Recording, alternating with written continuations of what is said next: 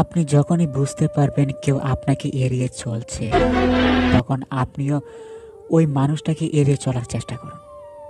আপনার মনে মানুষটার জন্য যত মায়াই থাকুক না কেন, তার সামনে আপনার উপস্থিতি জানান দেওয়ার কোনো দরকার নেই।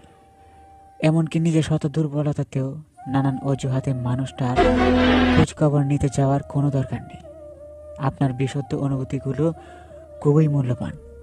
আপনি যার জন্য এই দামি অনুভূতি খরচ করছেন, সে আপনাকে প্রাপ্য সম্মানটুকু না দিয়ে উল্টো আপনাকে অসম্মান দেখিয়ে এড়িয়ে চলছে।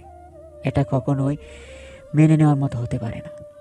মনে রাখবেন, নিজের অনুভূতি আর মায়া দুহাই দিয়ে শতপ্রিয় মানুষের কাছেও কখনো নিজেকে ছোট করতে নেই।